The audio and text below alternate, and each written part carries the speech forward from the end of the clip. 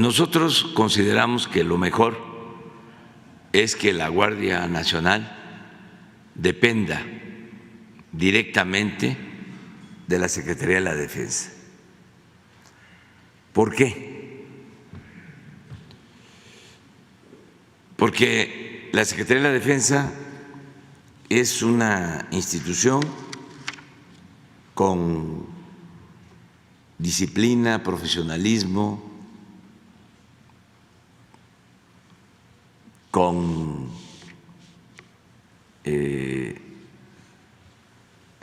muchos años de experiencia en el cumplimiento de su deber. Y aunque, como todas las instituciones, han habido por malos servidores públicos manchas, es de las mejores instituciones del Estado mexicano. Esa es mi apreciación. Entonces, si la Guardia Nacional que hemos estado construyendo con el apoyo de las Fuerzas Armadas, tanto de la Secretaría de Defensa como de Marina, ya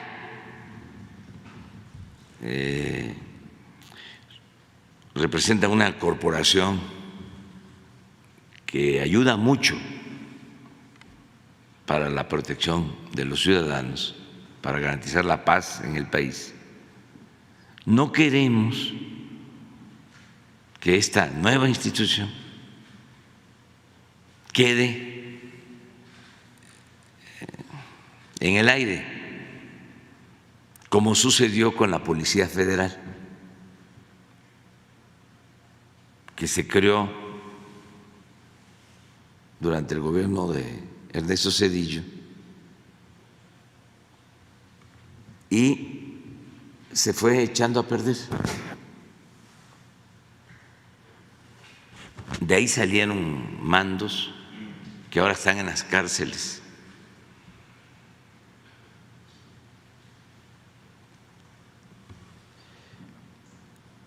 Y se corrompió por completo.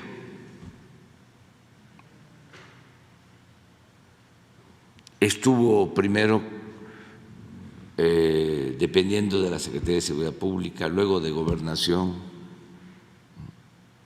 Seguridad Pública, y no se consolidó ni disciplina, ni profesionalismo, ni honestidad. Bueno, ni siquiera espíritu de cuerpo,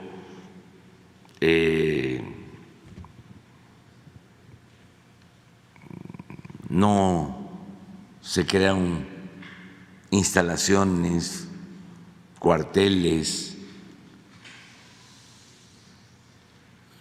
los mandaban a enfrentar el problema de la inseguridad en condiciones lamentables, a acampar o a vivir en hoteles. Como había tanta corrupción, los dueños de los hoteles hasta los corrían. Cosas muy indignas. Y por eso se decidió crear la Guardia Nacional. En otros países, porque no es nada más el caso de México, la Guardia Nacional depende de las Fuerzas Armadas. En Francia, en Italia, en España, en otros países, incluso en América Latina. Aquí los que están en contra de todo, por cuestiones políticas, pues han decidido, no solo en el caso de la Guardia Nacional, sino en cualquier propuesta que hagamos, manifestarse en contra. Entonces, para que se incorpore la Guardia Nacional a la Secretaría de la Defensa, que lo que queremos es que sea una rama de la Secretaría de la Defensa, con la idea de que perdure y que sea la institución por excelencia para garantizar la seguridad pública. Bueno,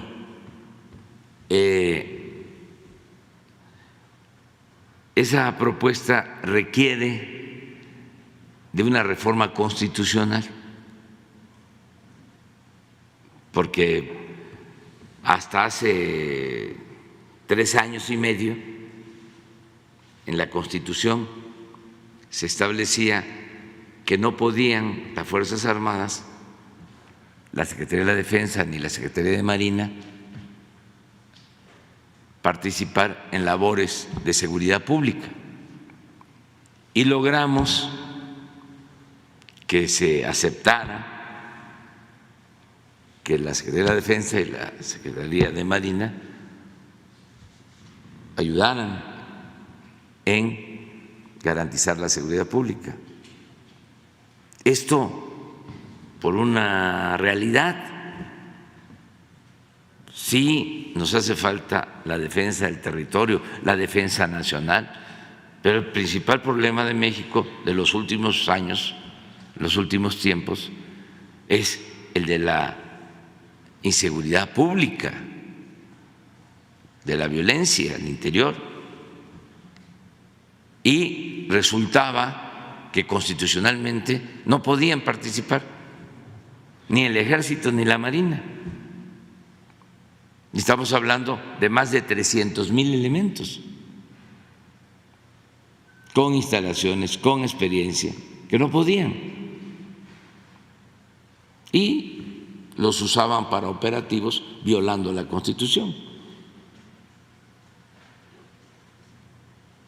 Entonces, se llevó a cabo una reforma para crear la Guardia Nacional y que las Fuerzas Armadas participen en labores de seguridad pública. Pero hay un transitorio por el cual ya para el año próximo, no, el 24, ya no puede la defensa ni Marina participar en labores de seguridad pública. La Guardia Nacional sí, pero quedaría dependiendo de la Secretaría de Seguridad Pública o de Gobernación. Y eso, considero, al paso del tiempo va a llevar de nuevo a que se eche a perder esta corporación que estamos creando con mucho esfuerzo y que está dando buenos resultados. Si fuese un asunto de capricho, pues yo diría, yo termino en el 24, ya que vean qué hacen, porque mientras yo esté aquí, pues vamos a estar cuidando que la Guardia Nacional actúe con rectitud y operativamente bajo el mando de la Secretaría de la Defensa, porque esto ayuda. Los que no nos quieren y también otros de buena fe tienen el temor de la militarización. Se va a militarizar el país. Bueno, ya expliqué lo de Francia, lo de Italia, lo de España. La Guardia Civil Española lleva más de un siglo y depende de la defensa. Pero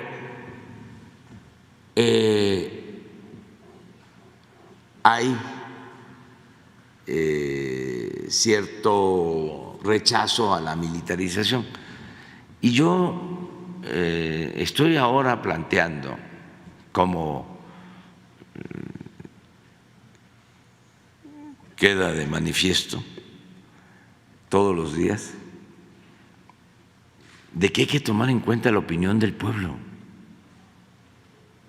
no solo la opinión de los expertos, de las élites.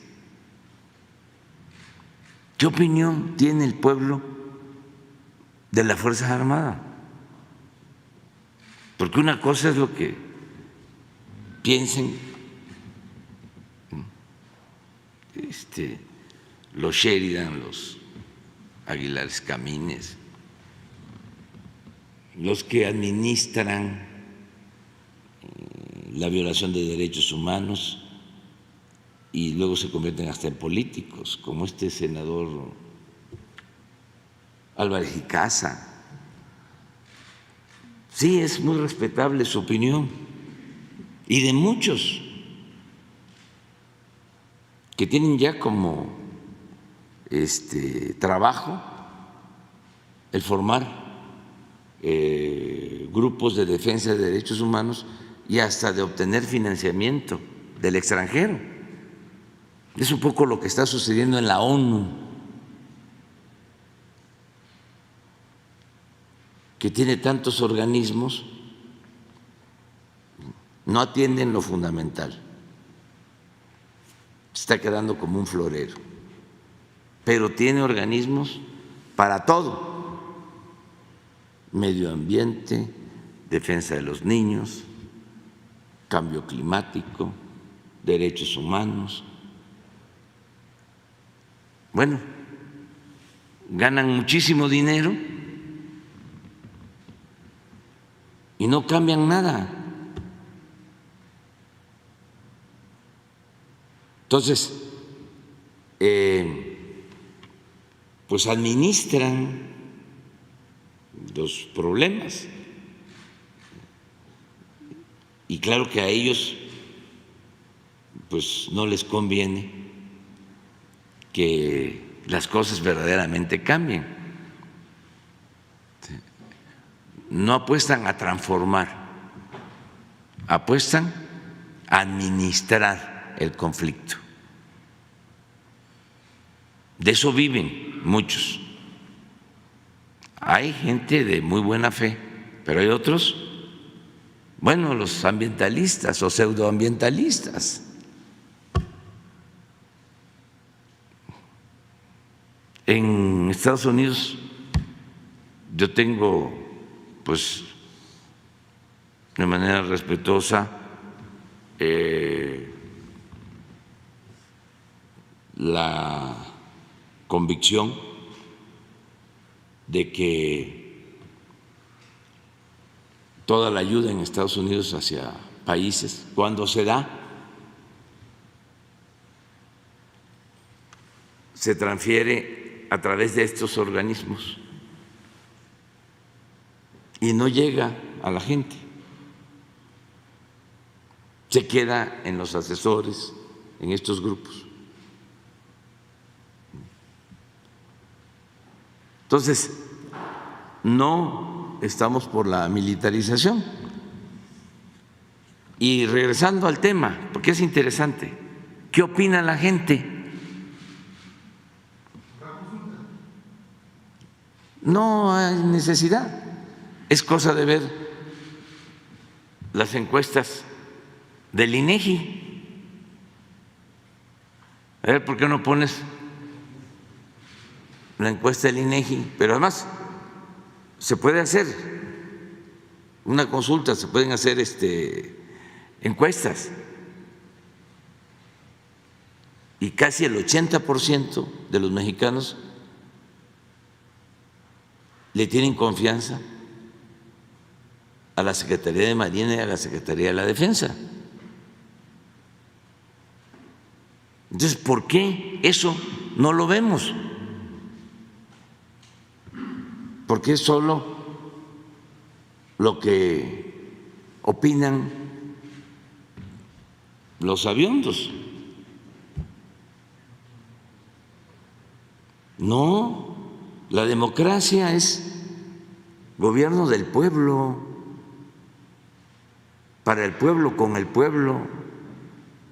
Vale lo mismo la opinión, el voto de un campesino, de un indígena, de un obrero, que el de un intelectual, un científico, un oligarca. Es lo mismo. Pero traemos el elitismo en la cabeza y despreciamos la opinión de la gente. Esto muy alimentado por los medios de información, que no dejan de ser elitistas.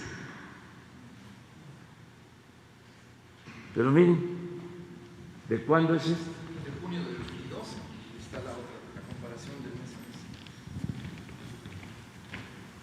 Miren, Marina,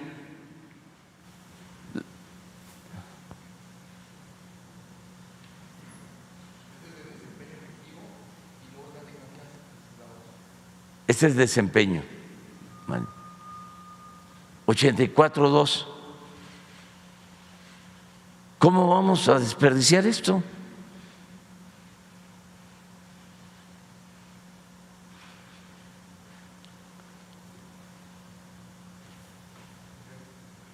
Este es el ejército, 81.3.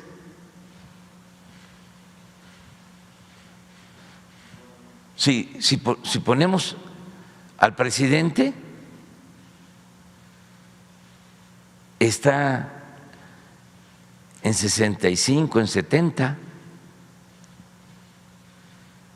Si ponemos a los gobernadores, están en 60.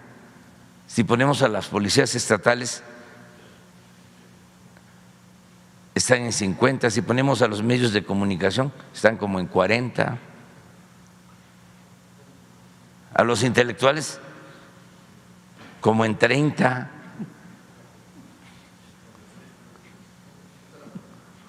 Aquí está la policía, mire.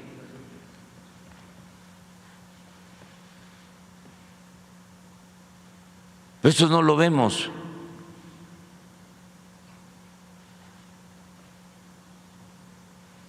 Porque la política es asunto de los políticos. A ver, regresa a la anterior.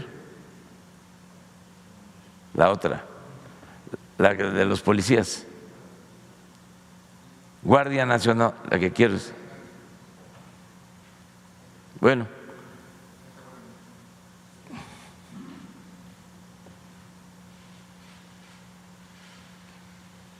En poco tiempo.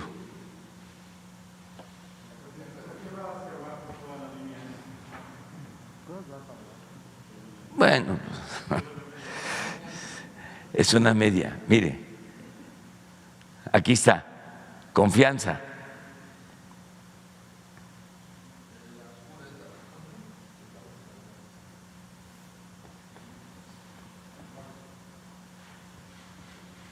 $86.6, $83.3.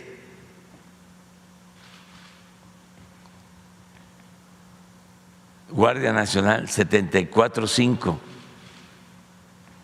Policía Estatal 50, Municipal 45.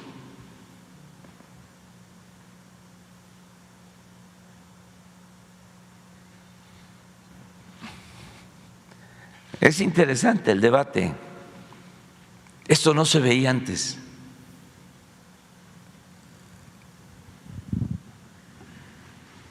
Entonces, el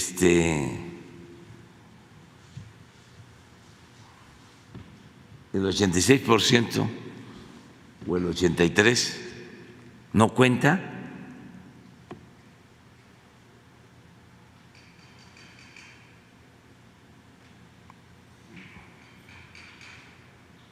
tenemos que tomar en cuenta a todos. Para terminar, si presentamos la reforma a la Constitución,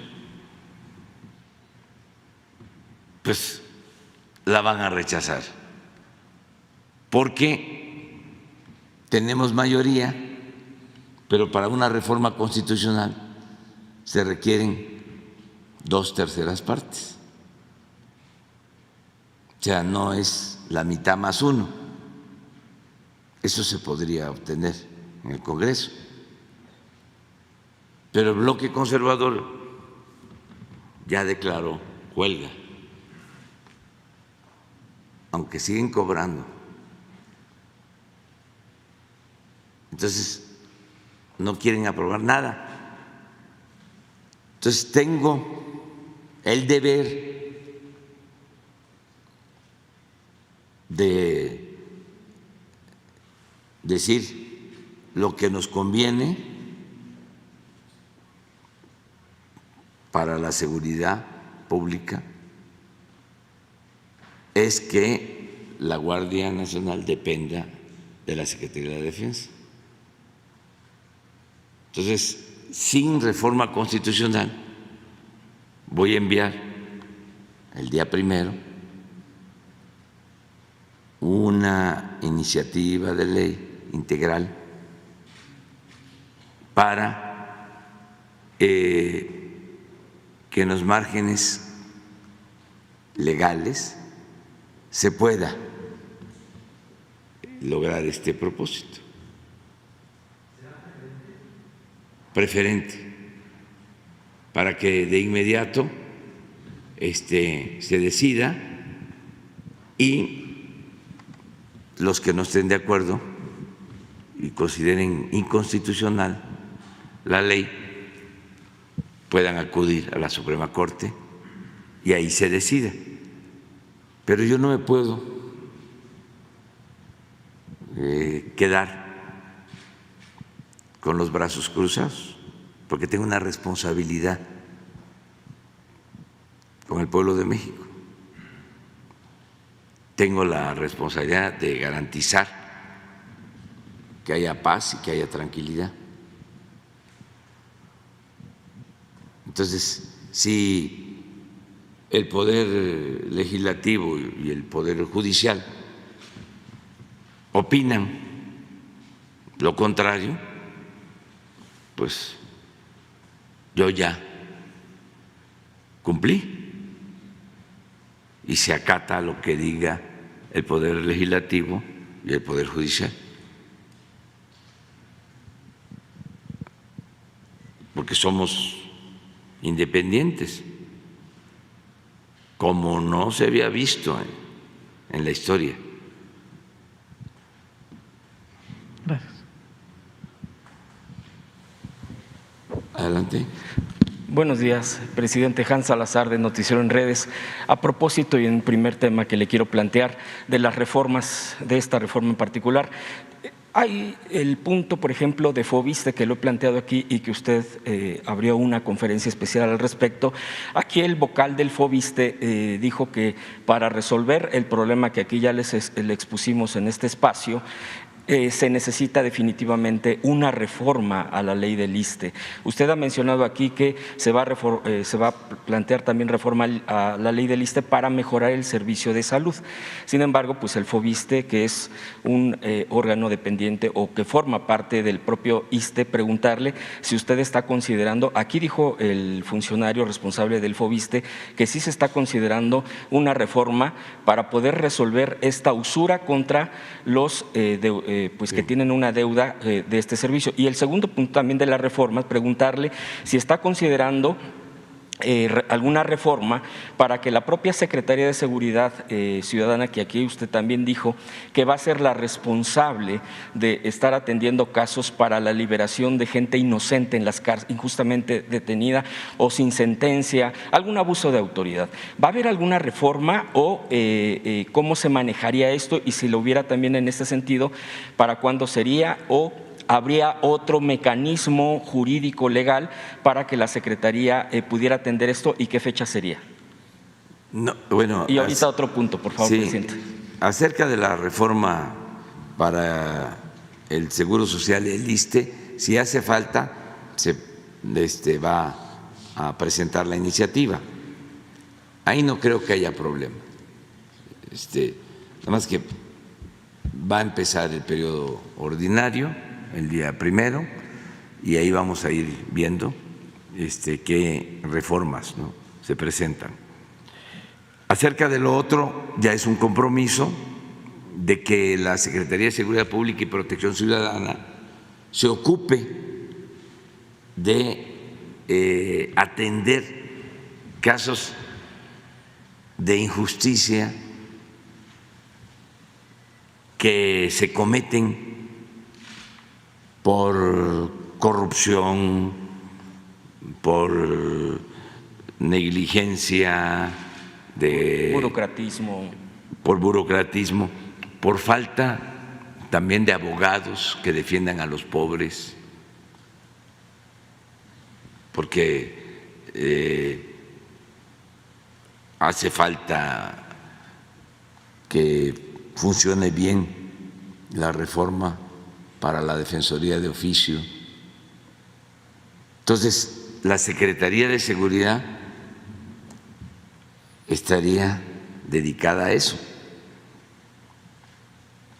porque hemos intentado hacerlo a través de Gobernación, incluso hasta con decretos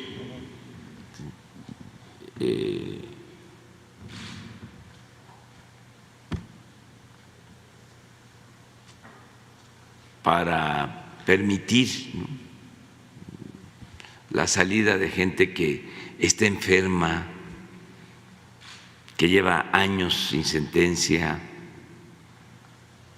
de manera injusta, delitos que no tienen que ver con el crimen organizado, que no tienen que ver con actos de corrupción o que está demostrado que hubo tortura, por ejemplo. Y sin embargo, no se consigue la libertad y hay mucha gente que está injustamente en la cárcel. ¿Cómo se sustentaría jurídicamente, presidente, para que no? Lo estamos viendo, pero más que la parte jurídica, lo que hace falta es una institución para eso. Parece mentira, o sea, porque pues todo el gobierno debe de tener como fin último la justicia y conseguir la felicidad para el pueblo, pero no es así, no es así. Por la corrupción. Ahora que viene esa nueva reforma promovida por los potentados, por los influyentes, para que no haya detenciones si los jueces consideran que se tiene que dejar en libertad a la gente, aún con evidencias, con pruebas de que se trata de delincuentes del crimen organizado o de cuello blanco. Ahora que estamos viendo, pero infinidad de casos de jueces. Esto que pasó hace 2 días, que se detiene a un señor promotor de violencia en Colima y un juez lo libera. Fíjense, cuando lo detienen, hace como 3 días,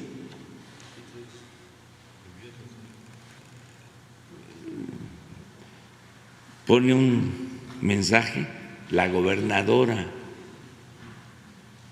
de Colima, Indira Vizcaíno. Sí, hace como 8 días estábamos allá en Tijuana.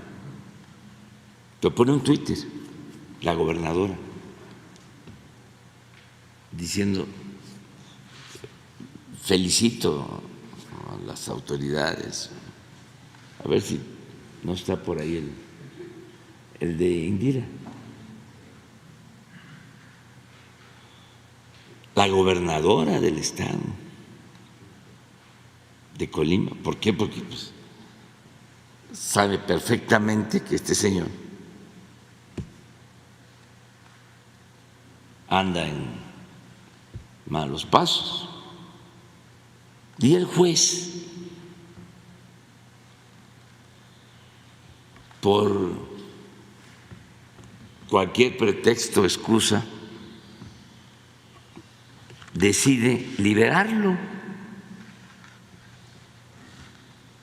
Afortunadamente, quienes están ahí informan que esta es una labor, por ejemplo, para Rosa Isela, y se busca, y hay 2, 3 órdenes de aprehensión, aparte de eso, y de delitos graves. Y aquí volvemos a lo mismo. ¿Qué hace el Consejo de la Judicatura del Poder Judicial?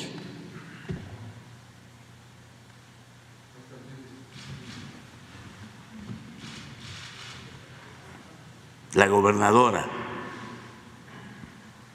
Este día fue detenido en la Ciudad de México José Bernabé, uno de los principales generadores de violencia en nuestro estado. Un reconocimiento a la Sedena, a la Secretaría de Seguridad de la Ciudad de México por esta importante detención. Y a los 4 o 5 días, el juez lo libera. No ha salido porque es tan grave el asunto que se indagó. ¿No tienes ahí lo que presentó Ricardo sobre otras órdenes de aprehensión? Sí. De Tamaulipas y Colima, ya con eso. Sí, pero regreso.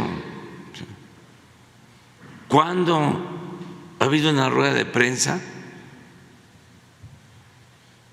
de la Judicatura, que es el órgano que tiene como responsabilidad cuidar que los jueces actúen con rectitud?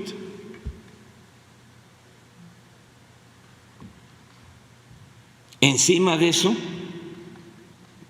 ahora están por resolver el que ya no haya detenciones. Así es, oficiosa, y que los jueces puedan decidir.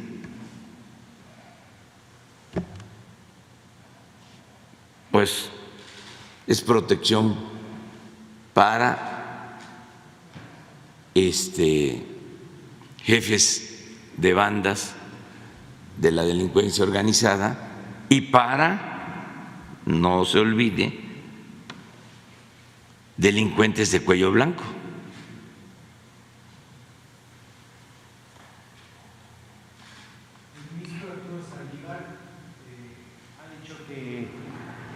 Hay un abuso en la utilización de la prisión preventiva oficiosa justificada, y él asegura que quienes más la han estado sufriendo, la batallan, son las personas de menos recursos, la gente en pobreza extrema que no tiene acceso a una defensa adecuada. Porque el Poder Judicial no los defiende. El Poder Judicial debería de tener un buen sistema, sí, de defensoría de oficio, y debería de funcionar muy bien, que no funciona, el Consejo de la Judicatura. A ver, les pregunto a ustedes, ¿cuántos jueces, cuántos magistrados, cuántos ministros han ido a la cárcel? ¿Qué es un poder incorruptible? ¿Es el castillo de la pureza?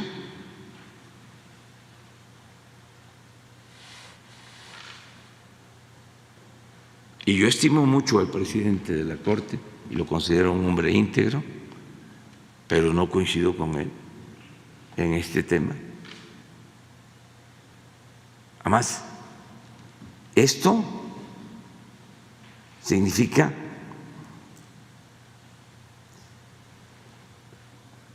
pérdida de vidas humanas. No solo de quienes son víctimas que pertenecen a la sociedad civil, sino también de elementos de la policía, del ejército,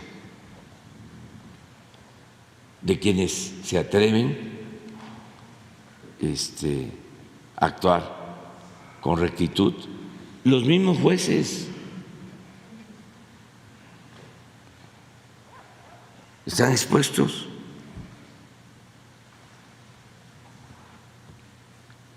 Son temas muy interesantes que se tienen que revisar a fondo.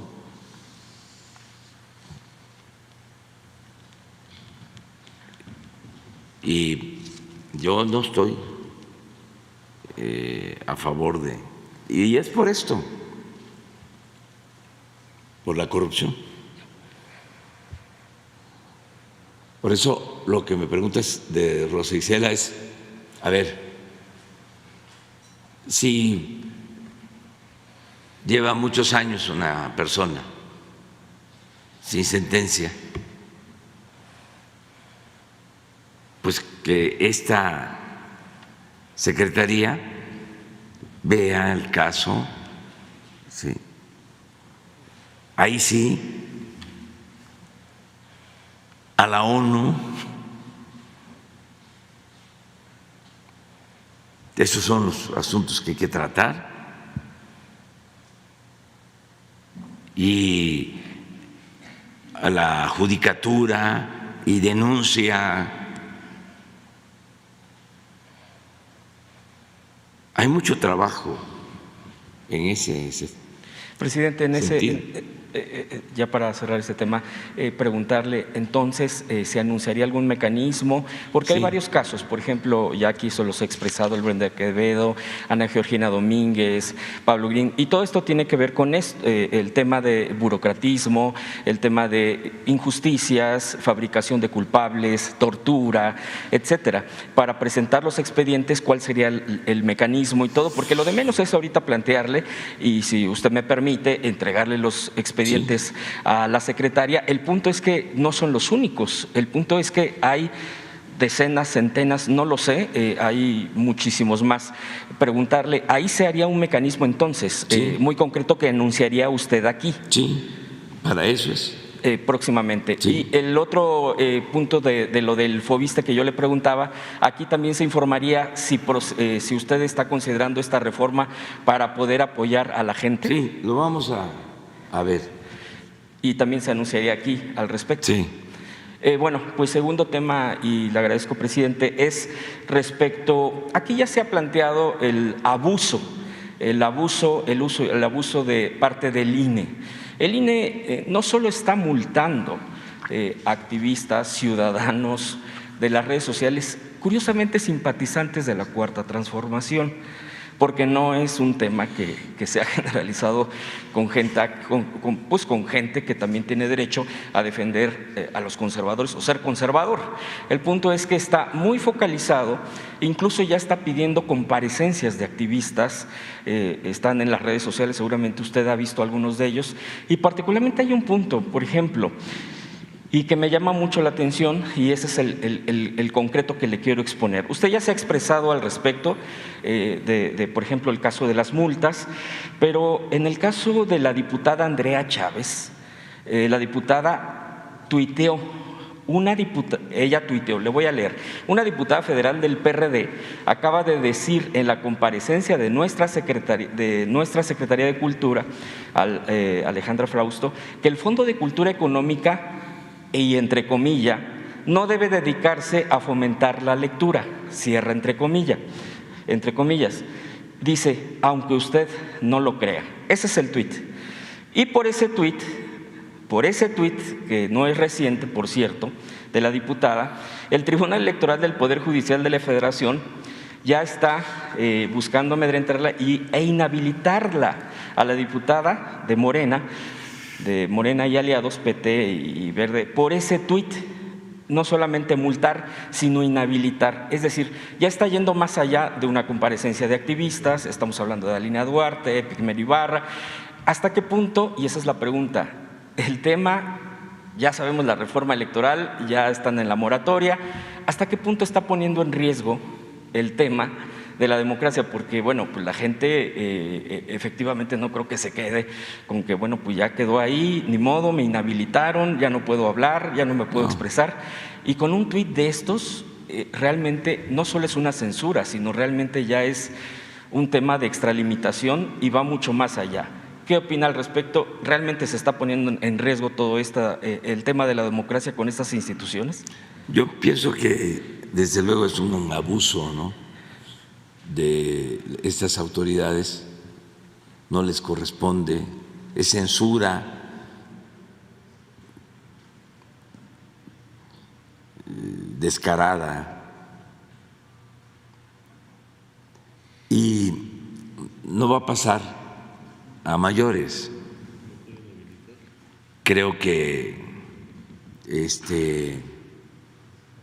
sí, tendrían que iniciar un proceso de desafuero. Sí, entonces yo pienso que hasta ayuda que todo esto suceda.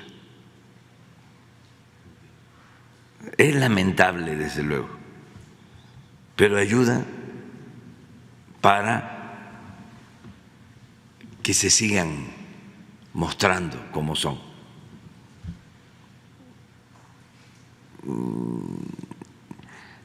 Es quedarse sin tapujos, al desnudo.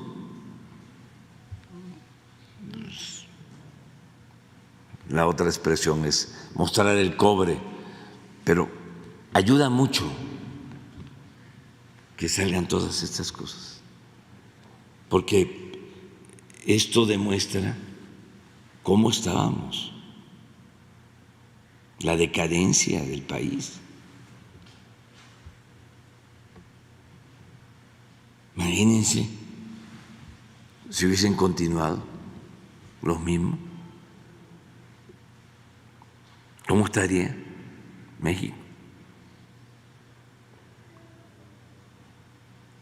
Entonces, no va a pasar nada, es pura propaganda, enojo, no tienen respaldo de la gente, y entonces por eso esos arrebatos. No pasa nada. Y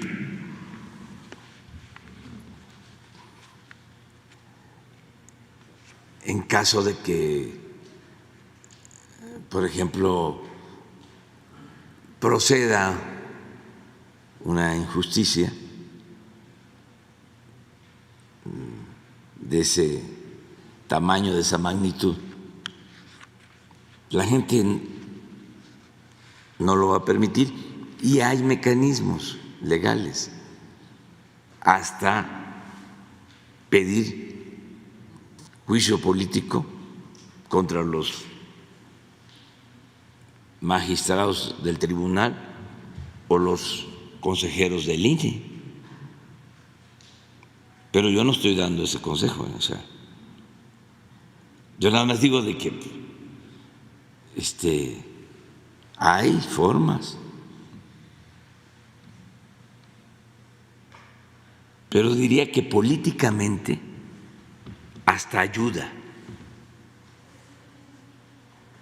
viéndolo en función de la transformación y de que busquemos una sociedad mejor,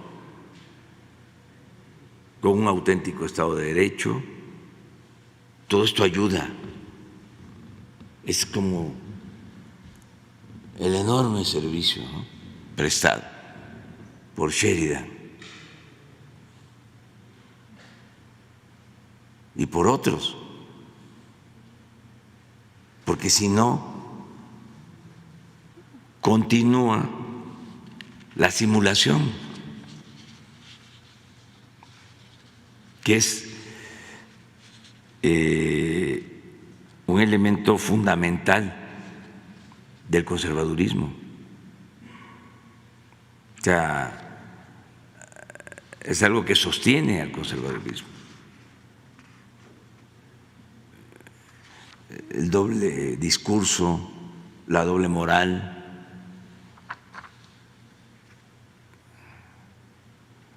ser en apariencia una cosa y otra en los hechos, en la realidad. Entonces, no veo yo que eso les ayude a los del INE y a los del tribunal y a los conservadores.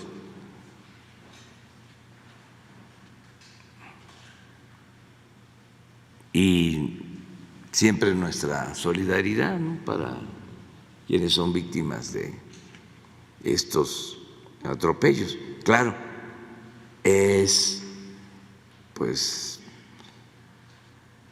muy molesto, ¿no?, que hay que estar contestando oficios y presentándose a declarar por algo que es completamente irracional, violatorio de la libertad de expresión y de todos los derechos humanos, sociales. Ahora, ¿de dónde sale el Tribunal Electoral sancionando a periodistas?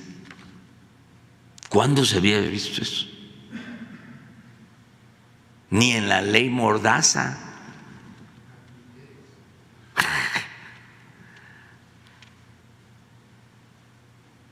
Nunca. Pero debemos de felicitarnos al mismo tiempo por estar logrando que sucedan estas cosas. Porque ¿cómo no va a funcionar? Fracasan y ya quedan en el archivo, se van al basurero de la historia, van quemando, ¿no?, todas sus acciones o estrategias perversas. Eso es lo que yo pienso. No hacerle caso y no pasa nada absolutamente. ¿Tiene la prueba anti-COVID? Sí, salí bien. Es una... Eso, faringitis, sí. Y además está pegando con los cambios. Sí, sí. No tengo COVID. En esta gira, sí, en un tramo. El de Tuxtla, hoy, a Coatzacoalcos, Cozoleacaque.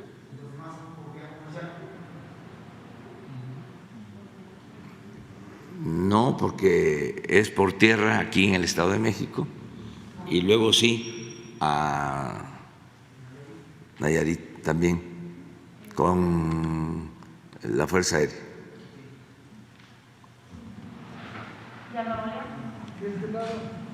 A Nuevo León también. Es que son 6 actos con los trabajadores de la Comisión Federal de Electricidad y es Chiapas, Veracruz, Estado de México, Jalisco, Sinaloa y Nuevo León. Nada más una duda respecto a ese tema de CFE. Se anunció la semana pasada, o inició esta semana, que ya estaba disponible el servicio de CFE Internet. Incluso hay paquetes. Usted nos está comentando que va a verificar el tema de las antenas. ¿Cómo es esa cobertura? Yo estaba verificando la aprobación de IFT. En el caso de Ciudad de México, nada más es un pueblo de Magdalena Contreras que tiene permitido tener el servicio. ¿Cómo va a estar este tema, señor presidente? Sí, es un proceso, ya lo expliqué aquí una vez, de que es de esas cosas también increíbles del neoliberalismo. O sea, el gobierno no puede tener telefonía celular para sus oficinas, para el cumplimiento de sus funciones. Lo tiene que contratar a empresas particulares.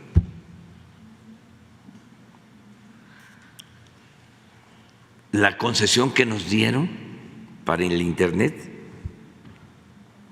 fue solo para los lugares donde no hay Internet privado.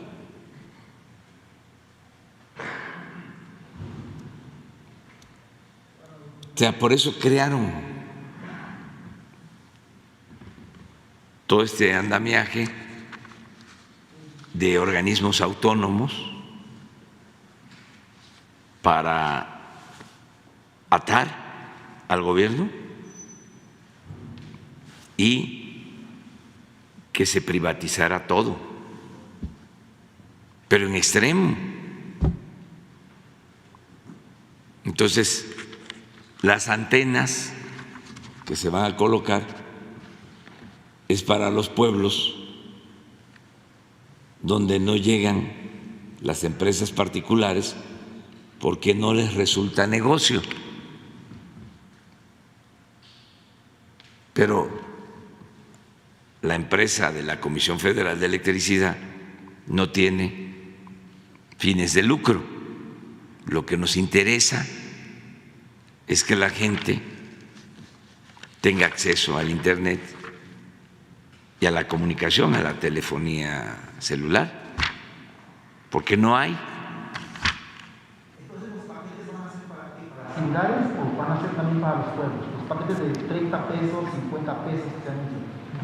Primero vamos a cubrir todo lo que no tiene ahora, porque tenemos esa concesión.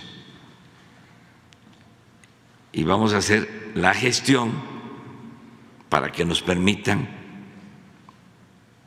que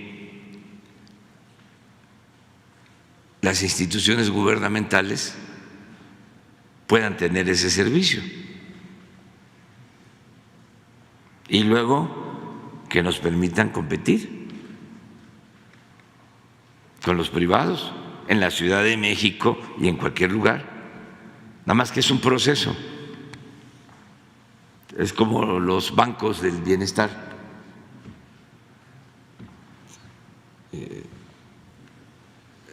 Vamos a tener pues el mayor número de sucursales del país. Ningún banco. Vamos a tener el doble de sucursales del banco que tiene más sucursales.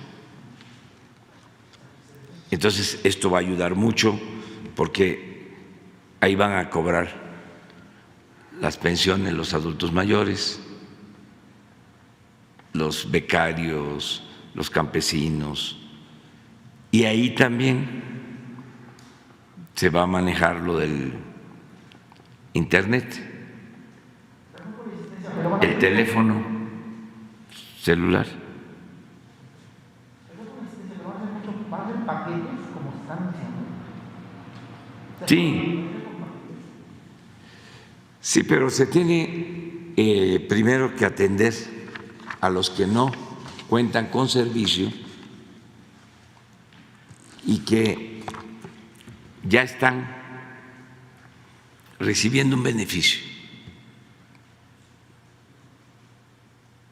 Miren, hay 25 millones de hogares en el país. Bueno, para explicarlo mejor, porque esto ayuda mucho a que la gente lo sepa. Hay 35 millones de hogares en México. En 25 millones llega un apoyo.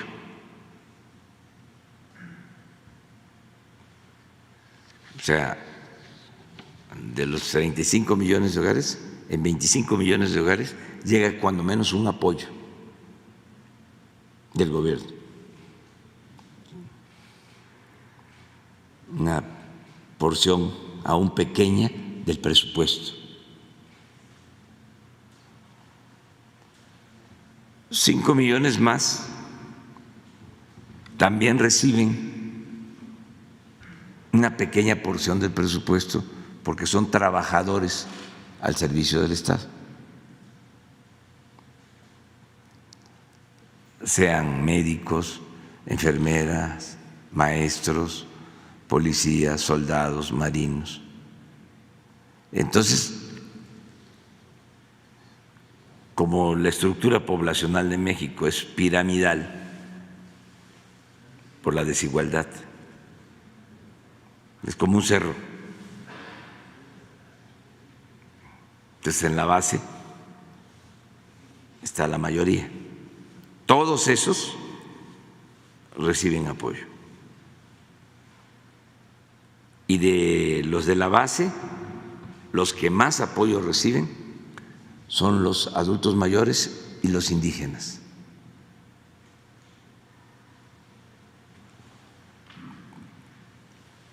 Entonces, nos quedan 5 millones, ¿sí?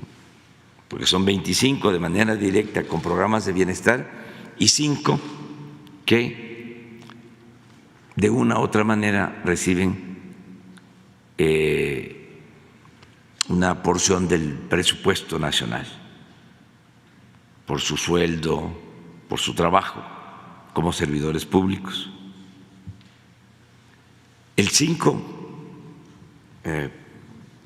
Los 5 millones restantes también reciben apoyo,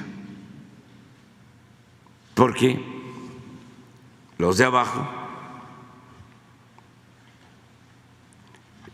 tienen poder adquisitivo, compran en tiendas, se trata también de empresas. Imagínense cuántas empresas trabajaron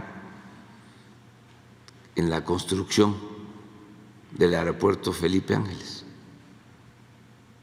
Tengo el dato, como 1,500.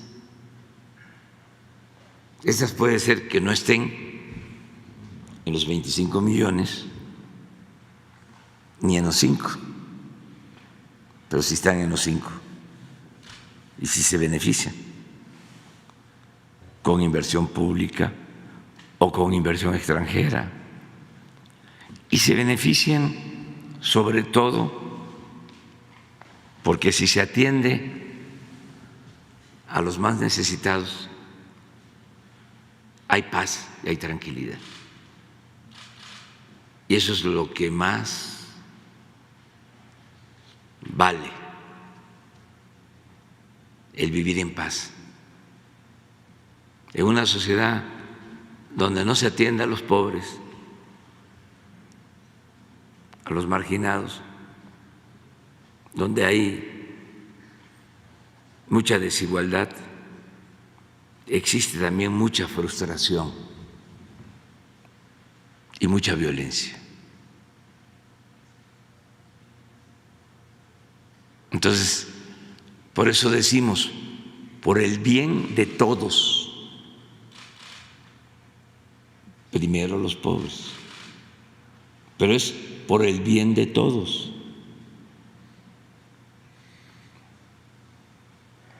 A mí me decían antes los de mayor ingreso de que les molestaba mucho andar con carros blindados y rodeados de guardaespaldas, y que gozaban cuando iban a otro país y que aunque hubiese inseguridad, pero no sabían quiénes eran, se manejaban en el anonimato, podían ellos hasta manejar sus carros y que se sentían muy felices. Pues claro, es que no hay cosa más importante que la libertad. Un dato que a mí me llena de orgullo, un solo dato, lo voy a dar a conocer el día 1, es que del 18 al 20 el INEGI hace cada 2 años una encuesta de ingresos, gastos en hogares, cada 2 años. Entonces, la que hicieron el 18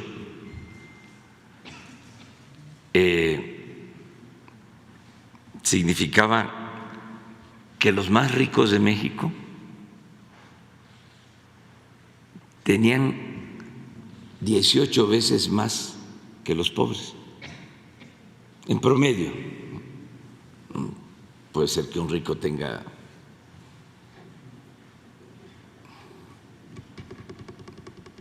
mil veces más o uno, pero el promedio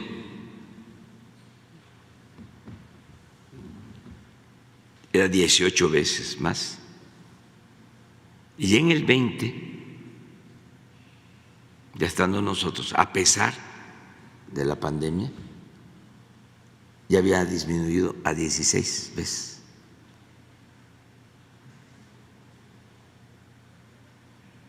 Entonces, no se trata solo del ingreso, se trata de una mejor distribución del ingreso. Y un instrumento importante para la distribución del ingreso es el presupuesto. No es el único. El salario también. Pero el presupuesto ayuda mucho. La orientación del presupuesto. Entonces, ahora le está llegando presupuesto a millones de mexicanos.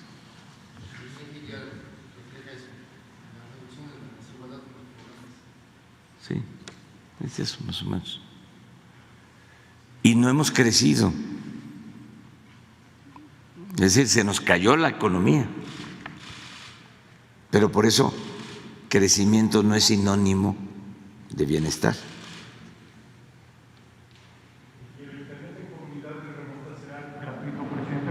Sí, es gratuito para escuelas, en los parques públicos. La antena va a tener un radio de 6 kilómetros.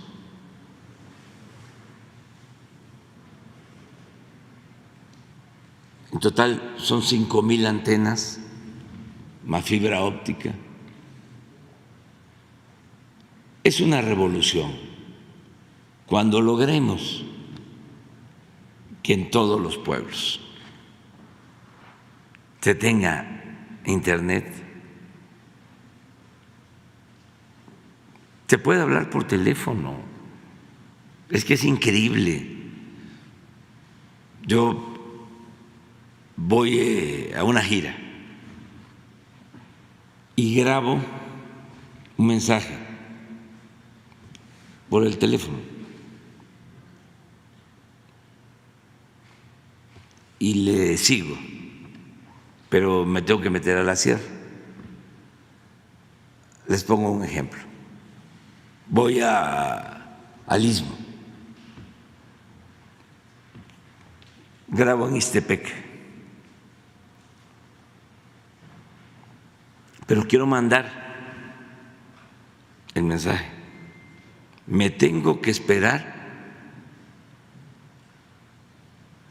5 o 6 horas hasta llegar a Oaxaca para poderlo subir, porque no hay.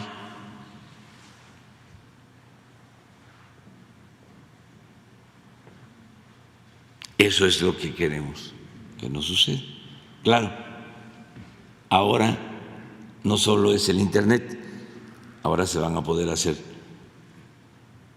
2 horas y media de Ixtepec a Oaxaca, porque estamos haciendo la carretera nueva. Pero no queremos eso. O sea, queremos que además de la carretera, que la vamos a inaugurar en diciembre del año próximo, se pueda. ¿Cuántas comunidades beneficiadas, presidente? Porque son solo 5,000 antenas. Vamos a llegar como a 140,000 comunidades.